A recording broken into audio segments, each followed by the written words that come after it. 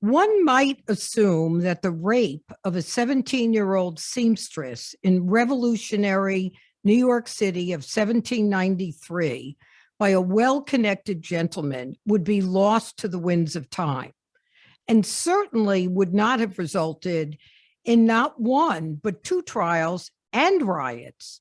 Sadly, what were issues then? Did the girl encourage him? Was it consensual? Did she scream loud enough? Still exist today. But filing under what was called a seduction law, the case takes on a modern possibility of restitution. Add in vibrant historical facts about New York City streets and architecture and the ramifications of the Revolutionary War, and you have a story that is riveting, revealing, and eye-opening about those times in that place. John Wood Sweet, in writing The Sewing Girl's Tale, a story of crime and consequences in revolutionary America, brings his skill as a professor of history at the University of North Carolina at Chapel Hill and his specialty in the social and cultural histories of race, gender, and sexuality to resurrect the life of Lana Sawyer, bringing us a book I couldn't put down and a story that will long linger in your mind. John, welcome to Just the Right Book, and I appreciate your joining us as you welcomed a new baby to your family on Saturday. So this is a yeoman's effort for you to be here. Thank you for doing that. Oh, I'm so glad to be here. I've been such a fan of your stores for a long time. So, John, let's start with just sort of setting the stage. Describe for us 1793 New York City. So New York City in 1793 was tiny and tumultuous. We think today of New York as this sprawling metropolis of like 9 million people. And in 1793, it was a town of about 40,000. Almost everybody lived within an easy walk of each other on the southern tip of the island. Pretty much everybody lived below what is now City Hall. And above that was just farmland. It was an anxious time in the city. There was fear in the fall of 1793 of a yellow fever epidemic that was coming up the East Coast and had already infected Philadelphia. In fact, 1 in 10 people in Philadelphia died of yellow fever that fall. It was a time of mounting international tension as the British and the French were at war following the French Revolution. And both sides were trying to bring the United States into that international war. And partisans on both sides were factions of Democrats, so-called Democrats, and so-called aristocrats were rioting and fighting with each other in the city. When Noah Webster, a good Connecticut Yankee, arrived to New York that fall, he was horrified to hear chants of "Vive la Revolution" and "Down with King Washington" from radical Democrats in New York. So it was a tense moment in this small town that was New York in 1793. And Lana Sawyer, who is the young 17-year-old seamstress that is the center of the story, what was her background and what would a 17-year-old working class woman of that age been like? What would she have considered her prospects? How would she have operated? Yeah, I spent a lot of time trying to understand Lana Sawyer's background because one of the basic questions I had was, how did she get the gumption, the courage to stand up for herself after being assaulted? And I came to a couple different conclusions about that. The fact of the matter is that Lana Sawyer in 1793 was 17 years old, so she was young. She lived in a family of middling economic status. Her father had been, she was born actually in 1776. Her father had been a carriage maker, so he was a skilled artisan, so her family wasn't poor. And in fact, she had connections and family roots in the area that were more impressive than, well, what I'd like to say is I think it was easy for somebody like Henry Bedloe to underestimate Lana Sawyer. Her grandmother had been a property holder. Her grandmother had owned 2 houses before the Revolution at a time when most New Yorkers were renters. And she was connected to, she had an aunt who was actually quite affluent and well-connected. So Lana was middling of a respectable status. Her father had died when she was young, when she was 7. And so she was living with a stepfather and a growing family of stepchildren. There was actually a young baby in the house in the fall of 1793. And what about our scoundrel? Henry Bedloe was born in 1767. He was 26 in 1793. At the time he was born, his parents had been trying to have a son for almost 2 decades, and they kept having, I feel bad about this because I've just been through my own risky pregnancy, but they kept having stillborn infants or infants that died shortly after birth. So when Henry was born, his father wrote in the family Bible, he wrote, "May he live and grow up in holiness." And he got half of his wish. That kid lived.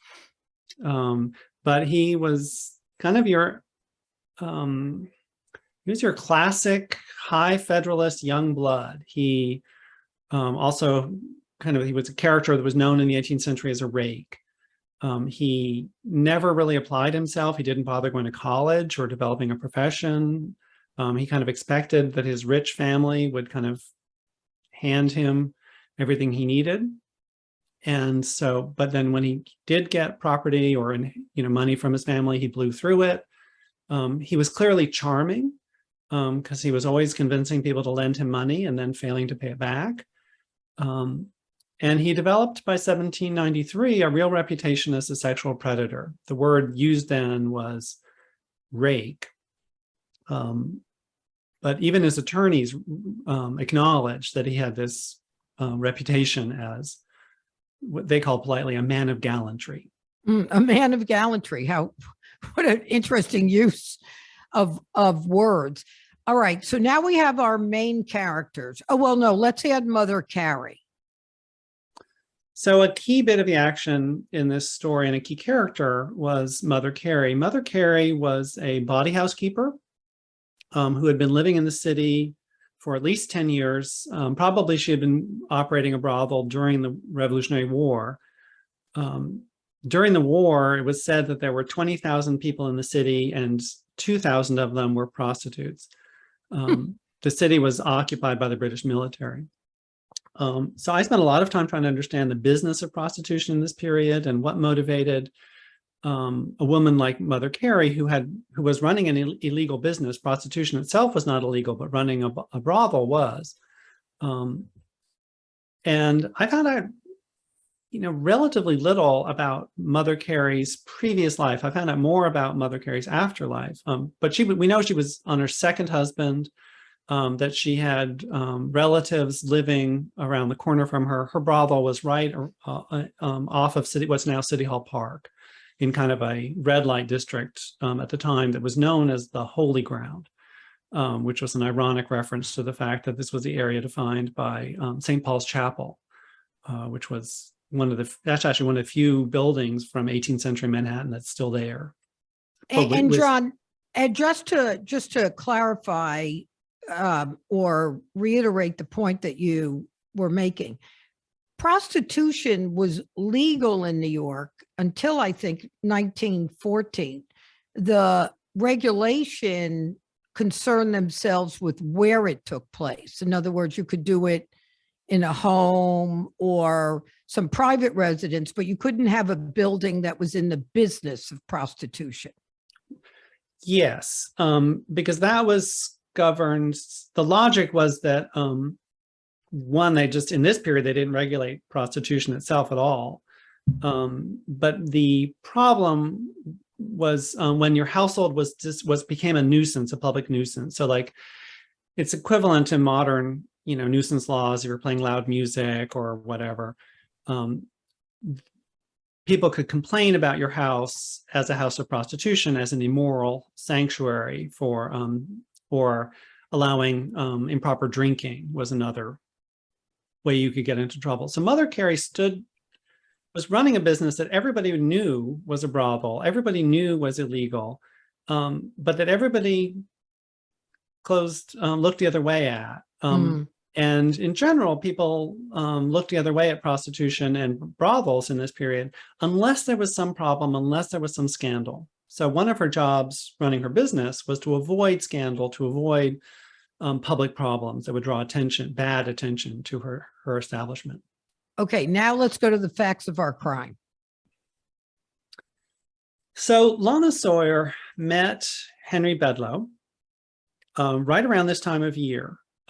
She was walking down on a Sunday afternoon. She was walking down Broadway, and she attracted the attention of a group of Frenchmen French sailors or gentlemen who began catcalling her, and she shrank back. And this gentleman stranger interposed to quote unquote rescue her.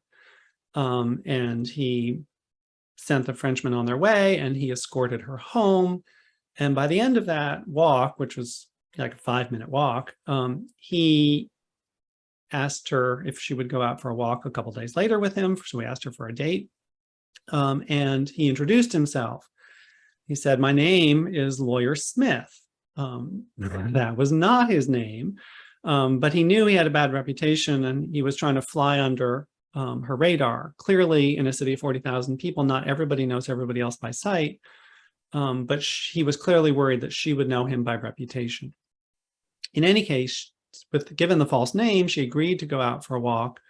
And the walk started out innocently. They went to enjoy a cup of ice cream, which was a novelty at the time, an expensive luxury. And then they went for a walk around the Battery, which had just been turned into a public park. It's hard to imagine, but they had just planted shade trees and graded it. And they spent a long time that evening on the Battery. But the evening that had started out innocently enough ended up with him dragging her, kicking and screaming, into Mother Carrie's brothel. And then? Well, by that point, she knew that he wasn't who he said he was. She realized that this wasn't some nice Lawyer Smith. This was Henry Bedloe, the sexual predator. And so what happened next is he assaulted her. He raped her. And she was trapped in that room. This was the back room of the brothel. And she was trapped there overnight. And so she wasn't able to make her escape until the next morning. So, John, both Bedloe and Mother Carrie would have every reason to believe that this young woman, who was a seamstress, would, like many other young women or women who have been sexually assaulted, would be ashamed, worry about their role, the shame on their family. They had every reason to believe that this was over. Bedloe left, Lana left a couple hours later, and that would be the end of it. So after some protracted moving around the city, going to her cousin's house, etc., her stepfather, John Callahan, along with Lana, decides to bring rape charges. So the question that you addressed in the beginning comes back again now.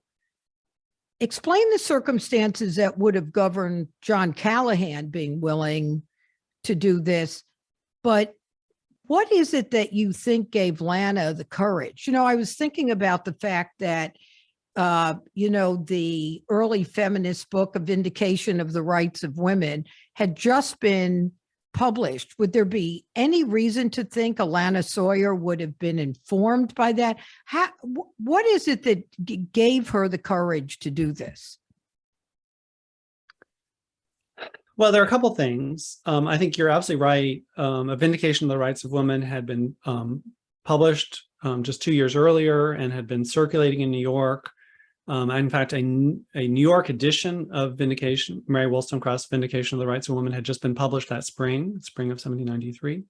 And in fact, the Vindication of the Rights of Woman was, there were newspaper articles after the rape trial that specifically referenced Mary Wollstonecraft. So there was a feminist current in the air. I think there's two basic factors to me, that it's three maybe.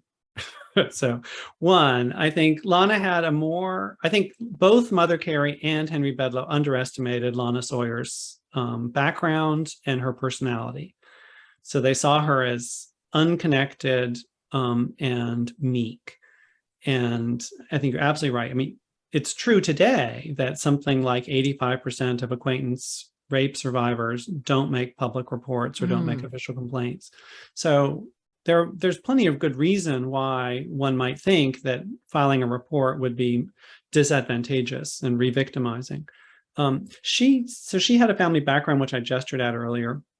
I think she also had just a personality that was unexpected. So there's a key moment where Lana has been sitting in the back room repairing her dress, and then she finally ventures out to go home. And Mother Carey is waiting for her in the hallway, and it's this tiny, narrow, 3-foot wide hallway. And Mother Carey says, "Don't worry, dearie. I can let you out the back door so no one will see you." And Lana says, "No, I will go out the front door. I don't care who sees me, even if it's my father." So there's a kind of flash of anger and a willingness to stand up to herself at the moment when you might have expected her to be she was clearly Mother Carey trying to script her into a role of being shamed and silent. Lana was clearly terrified of going to see her stepfather. She was afraid he would beat her up, but she orchestrated her return in a way that bought his confidence, that earned his confidence. And I think that's one thing we see in this, is just that time and again, Lana Sawyer was able to turn potential gatekeepers who might have said, "Let's keep this quiet, let's not move this prosecution forward." She was able to turn them into allies. And the first important one of those was her mother, and then her stepfather. John, you have a paragraph in the book that I thought brilliantly described the challenge for any victim of an assault. And these are your words that I'm reading. So this is after Lana first had to describe the sequence of events to her cousin and then her mother.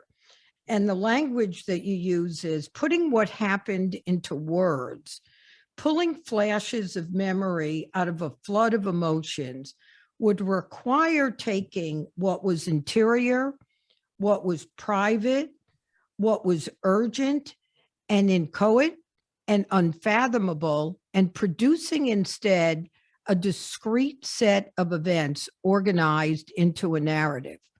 Because that's what Lana had to do time and time again.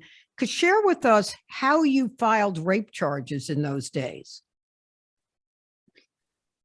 So the process then was actually not that different from today, with the exception that in 1793, there was no police force in Manhattan. So you reported crimes to one of the magistrates, essentially the mayor or one of the aldermen. And I mentioned one of Lana's relatives had been prominent, and he had been an alderman. So she may have heard from him about this process. But you would first go to an alderman. What's most interesting about Lana Sawyer's stepfather's reaction, John Callanan's reaction, is that he took Lana first to confront Mother Carey, who lied to his face unconvincingly, which ended up strengthening his confidence in Lana's story. And then John Callanan took Lana to a private attorney named Caleb Riggs. So Henry Bedloe's family ended up hiring a dream team of the best attorneys in the nation. Lana's stepfather could afford a new attorney just having passed the bar. And one of the cool things, and he would have looked in the law books and listened to her story and kind of given them an evaluation of how worthwhile it would be to pursue a legal prosecution. They clearly were anxious about whether this case was strong enough to take public, and then they wanted to keep control of it, because that's one of the big issues now and then, is once you turn a rape complaint over to the police or over to prosecutors, you start losing control of your own prosecution. I actually happened to see on eBay and ended up buying the exact copy of Blackstone's Commentaries on the English Law, which is the volume about rape that Caleb Briggs owned in 1793. And it's in fact the only artifact in existence I know of that Lana was clearly in the room with this book. And since you're a bookseller, I'll just share that. Careful, I might take it and sell it. It's, it was $50. No one else saw the value. So then after the attorney, they went to the mayor. The mayor believed her story. He conducted a little investigation and then referred to the attorney general. The attorney general referred to the grand jury. The grand jury referred to trial. So all of the end of that story I did quickly, but that's exactly what happens now in a criminal prosecution. Yeah, and without, I'm going to be careful for our listeners to have them intrigued by the story and motivated to read it, because the details that you bring to New York City, to the streets, to the characters, is, as I said in the intro, riveting. And I don't want people to miss it, but I do want to make sure we cover the narrative. So without giving away too much, the trial ends in an acquittal. Yes. Not surprisingly, but two unusual events occur. One is there's a series of riots, and the other is the availability of the second set of a second option, which is to bring civil charges under what were called, I love this name, the seduction laws. So let's talk about these surprising incidents in two pieces. What were the social and economic conditions that fueled those riots? Because that was pretty stunning. It's extraordinary. I'm sure you'll believe me when I tell you that I have looked for other parallels in early American history of a criminal trial that results in public protests like that, public outrage like that. There's nothing. So this is a really extraordinary case. And it raises the question, the rioters were working men. Some said that 600 men gathered in the dark a week after the rape trial out front of Mother Carrie's house and proceeded to demolish it piece by piece. They left nothing in the morning except for some kindling wood and a pile of bed feathers, because they didn't steal anything. They destroyed the furniture and cut the beds, feather beds open. So there was a huge cloud of bed feathers. So I think that was a big question for me. Was there were some other people who were upset by the trial, other groups that made more sense, and I'll refer to them in a minute briefly. But for the men, for the working men, I think it was that there was a lot of class tension and a lot of political tension in this period. This was a period when we talk about political voting rights now, but this was a period in which working men in the city mostly could not vote because they didn't have enough property. You had to own a certain amount of property to vote. And the Federalist elite in charge of the city had a pretty arrogant and disparaging attitude towards the city's working men. And so I think they were becoming radicalized by the French Revolution and demanding a more democratic political order. And they saw this case as kind of a parable of this aristocratic gentleman, Henry Bedloe, taking advantage of a working class woman and then being allowed to get away with it by a jury that was mostly comprised of affluent merchants. And so I think they saw this through a lens of class grievance. One of the interesting aspects of this is that they vented their rage not against Henry Bedloe and his family. Bedloe fled the city, his family hired guards, some of the attorneys were worried that they would be attacked. But the rioters did not attack the men responsible for the situation. They attacked Mother Carrie, and they attacked other brothels run by women. So there's a way in which they blamed sexually disorderly women for the problem. That Lana Nothing new Sawyer, there. No, it's fascinating. The other strain of outrage was early feminists. And there grew an enormous newspaper debate. And there's both private correspondence from wives of one of the attorneys. One of the wives of one of the attorneys wrote letters to her husband saying that people are talking about this trial and they're not happy with your behavior. But more broadly, there was a whole newspaper debate. And women spoke up and were interesting in the sense that they were making an argument that's familiar now from Title IX discussions about safe college campuses, arguing that the mayor shouldn't be so worried about preventing brothel riots. He should be worried about making the streets safe for women.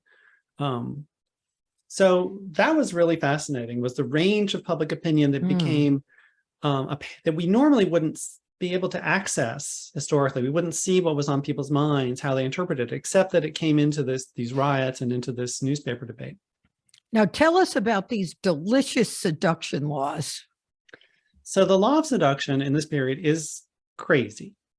The origin of seduction law, in fact, was master-servant law. And the idea was, Roxanne, that if you hired away my cook, I could then sue you for stealing my servant, seducing away my servant with whatever higher wages or promises of better treatment.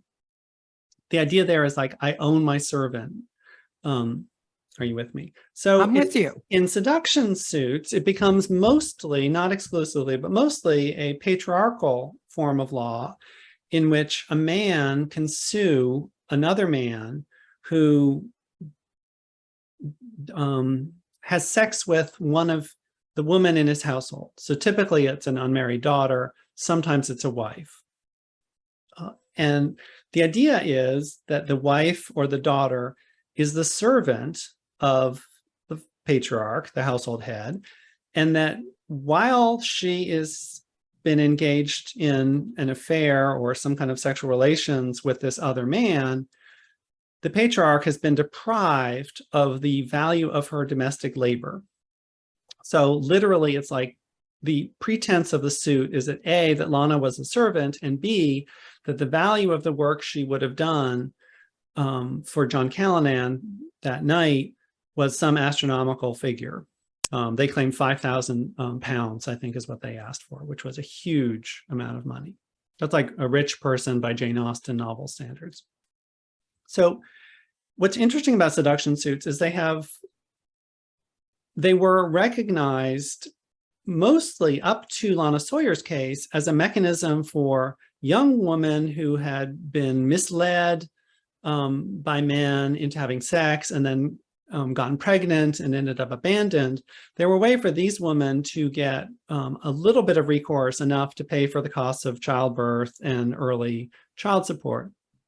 Lana's case transformed the law of seduction into a punitive form of law that was determined to serve as a deterrent and make examples of men like Henry Bedloe for sexually harming women like Lana and damaging their reputation going forward. So it became more of a reputational harm than a practical harm.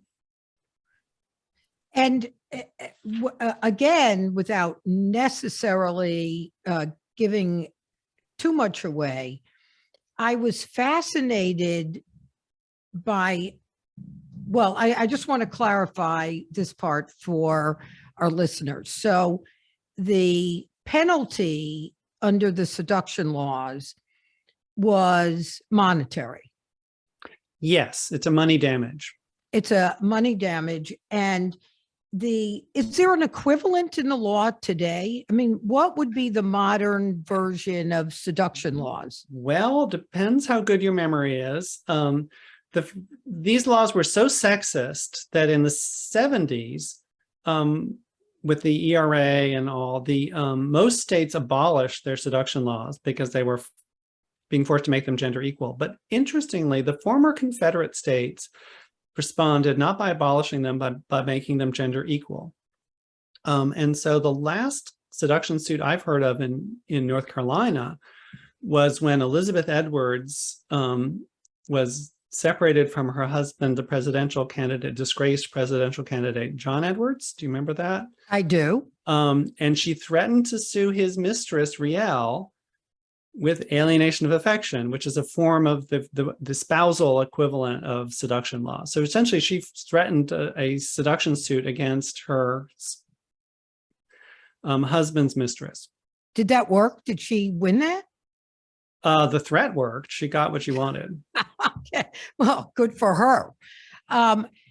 So, John, the description of life that went on the first and second floor of the debtor's prison, and how long that the time you were in jail was related to the size of your debt. But the bigger the debt, the more luxurious your accommodations, so to speak, were in the debtor's prison. Yeah, the debtor's prison was this hallucinatory world. Henry Bedloe ended up there because John Callanan had won this huge money judgment against him in the seduction suit, and then Bedloe refused to pay. And so Callanan decided, I'll lock him up. I'll use the law to lock him up in debtor's prison.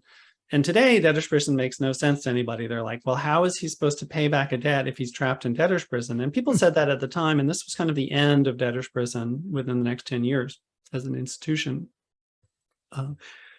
But yes, it was a crazy world in which your petty debtors, your people owning small, tiny amounts of money, lived on the first floor in an open hall, and the people that owed more were up in the upstairs and bigger accommodations. And the king of the debtor's prison during this period was William Dewar, who had been Hamilton's undersecretary of the Treasury, who had caused this huge speculative bubble, which had caused a huge catastrophe for a lot of people in 1792 and caused a recession that was national. And he owed millions of dollars, an unfathomably huge amount of money then. And he lived in luxury and spent all of his time trying to do paperwork to get himself out. And people, sent out for prostitutes and sent out for food and alcohol, which was they weren't supposed to, and bribed a jailkeeper. It was this crazy, crazy world. And the assumption John Callanan had was that Henry Bedloe's relatives would feel sorry for him and bail him out by paying off the legal judgment. And they didn't seem to feel very sorry for him because they did not bail him out. They hired an attorney for him, but that's all they did. But he had a very wealthy, there was a huge piece of land called Rutgers Farm right along the East River that his uncle, his mother's brother, had owned. And I think from reading your book, he understood what a scoundrel Bedloe was, and he wasn't about to start bailing him out. Yeah, Henry Bedloe spent a lot of his life assuming that his rich and unmarried and childless uncle Henry Rutgers, after whom Rutgers University is named, would leave him the bulk of his estate. And as it happened, most of Henry Bedloe's rich relatives ended up carving him surgically out of their wills. So yeah, the family was not sympathetic. So, John, what motivated you to write this story? I mean, your work as a historian is proximate, but what was it about this story that motivated you to write a whole book about it? So, Roxanne, there were two big things that were motivating me 10 or 12 years ago when I decided to do this book. And the first was kind of technical. I wanted to learn how to write a narrative book. I wanted to learn how to write a book that told a story with characters who drove the action forward, that would immerse readers in a scene. So I spent a lot of time in this book, writing this book, trying to help the readers visualize what the city looked like and what the sights and smells were, but most importantly, getting into the interior life of Lana and the other central characters, and telling this as a story. So I learned a lot. That was very enriching for me to do that. The other part was that I was directing UNC's program in sexuality studies, and it seemed to me like the most urgent issue on campus was sexual assault. And I was really frustrated that this had been such a pervasive problem for so long, and was so stubborn. It seemed it was so difficult to resolve. So I organized a working group with a lot of different people representing a wide range of disciplines around campus. And I began to see this story as a way of talking about or illuminating the origins of the problem, the origins of modern rape culture. And what were the ramifications of these trials and charges? Did it change? Did it embolden more women? Did it in any way change how we think about it? Because what is disheartening in a way is to think this was 1793, it's 2022, and many of these issues continue to exist. I mean, there was a very satisfying, in some regards, outcome, but the damage to Lana Sawyer, despite all of this, like for any sexual assault victim, is devastating. So did this trial change anything? And do you see progress? Well, I was raised at a time when we tended to think that historical progress moved in a positive direction, that things historically tended to get better. In recent times, I'm not so sure that the direction of American history moves in terms of greater equality and freedom and justice. And this is in some ways an example of that happening in the 1790s. I think if Henry Bedloe had been convicted, and I think there were a lot of people in the courtroom who were surprised by the jury verdict of not guilty, and a lot of people who were really upset about it. I think that would have shifted the culture of sexual assault in law, because his lawyers were very aggressive in trying to push and change the law and tell the jury this is what the law should be, or what the law, when they were just making stuff up to see what would stick. And so the problem with this case is that it did stick, and they set a new example of how to attack a respectable plaintiff in a rape trial, and how to get somebody with a really bad reputation who clearly was guilty. The defense lawyers admitted he was guilty of a terrible crime that had harmed her terribly, but just that he didn't deserve to be hanged for it. It's a good example of what the philosopher Kate Manne calls himpathy, which is the way to this day trial attorneys focus on developing empathy among the jurors for the man charged, while dismissing the victim as someone who doesn't matter. So I think the direction of change in rape law was negative. Mm-hmm. I think this was a setback in rape law that had substantial ramifications over a long period. I think the seduction suit was potentially more ambiguous and possibly could have been a better, more positive development as a model of providing accountability. And I don't think it fully functioned in that way in the end. But I think there was a lot of possibility. I think one of the great things, exciting things about the 1790s is that it was a period, as you mentioned, of Mary Wollstonecraft and early feminism. It was a period of basic debate over the future of the American political system. There was a lot in the air in the 1790s, so there was a lot of possibility. And do you think that you study these issues and look at them contextually? So do you think the Me Too movement or other advances will result in a different environment around sexual assault charges?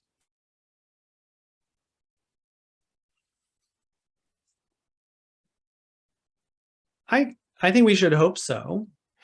I think there has been a lot of effort over the last 10 years to draw attention to the nature of the problem. I think, on college campuses, it's really complicated these days because we've gone through different presidential administrations with different priorities, giving different instructions about how Title IX should be enforced, for example. The problem is obviously much bigger than college campuses. But I think a basic challenge is that we need, as a culture and a society, to take harms done to young women in particular seriously, and to recognize sexual harms as harms that matter, to recognize people that are assaulted as people that matter. And I think our culture tends to focus on the men. They tend to focus on celebrities. They tend to focus on the rich and powerful. And our culture tends to focus on what, somebody like Harvey Weinstein has to lose, or Jeffrey Epstein has to lose, or, Brett Kavanaugh has to lose, rather than what their victims have already lost. Yeah, they already lost. So, John, what do you hope a reader will take away after having read this book? I think different readers will take different things.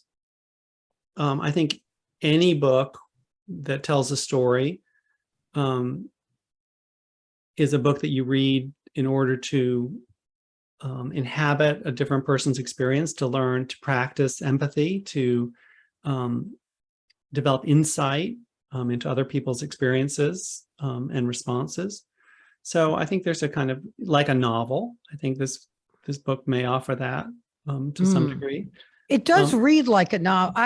To me, it totally read as a novel, and there's a lot of characters that we obviously wouldn't have the time to cover that really enhanced the entirety of the story. I mean, there's a piece about Alexander Hamilton that I don't remember being in the biography I read well, let's take a, can you give us a tiny version of the story? Alexander Hamilton represented Bedloe at one point in the seduction trial. Well, afterwards. So Bedloe's family hired Hamilton to get him out of debtor's prison.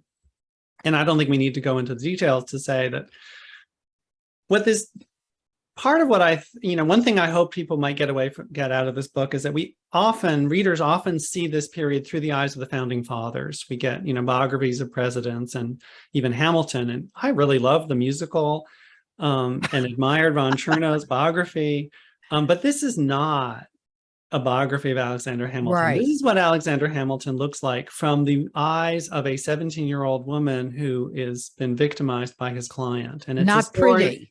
It's a story of Hamilton as a working lawyer, and it's not a pretty story. His behavior is, the tactics he uses to get Bedloe out of prison are, fraudulent, but also cruel. Fraudulent and cruel, but fraudulent and cruel in a way that he had taken advantage of to get himself out of trouble from a congressional investigation that had taken place. So it's not like he was unfamiliar with the use of something cruel and fraudulent as a way to reach a different outcome that might seem just. Yeah, I think in a basic way, Henry Bedloe and Alexander Hamilton fed each other's darker natures. I think they encouraged each other in bad directions.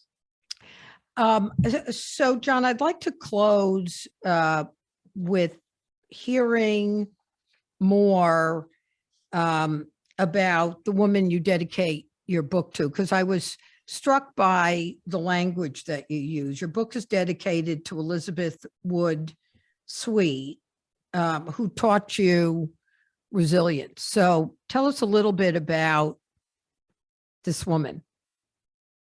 So Elizabeth Wood Sweet was my mom. She was born in 1936 and died while I was writing this book in 2018. I miss her. I miss her a lot. She was a remarkable woman. She taught nursery school for many years. She ran a wonderful nursery school. She loved kids. On her deathbed, people kept asking her about her job. They rolled her into the hospital. She's dying. She rolls her into the hospital. She's greeting the doctors and asking about their children by name, children that she had taught 40 years earlier.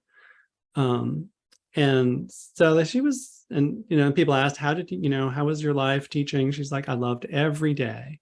I loved my life every day. And she didn't have the easiest life. She had a very stern, controlling father, who I think was a good man, but when he died, he instructed my cousin to shoot his dog and bury his dog with him. And I was like, so what did you do? I asked my cousin. My cousin's like, I shot the dog. I'm like, anyway, she wanted to go to UNC or Pembroke, which is now Brown. And he made her go to Baylor, conservative Baptist school in Waco, Texas. She married my father, who, was at the time, 1960, 58.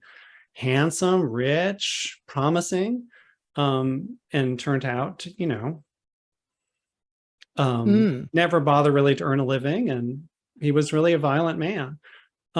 So she had a difficult marriage, but she always accentuated the positive. I remember one of my favorite moments of my mother, I'll give you one vignette of my mother, is my husband and I were vacationing with her on Cape Cod, and we went up to swim at Herring Cove Beach just north of Provincetown. And the water there is cold.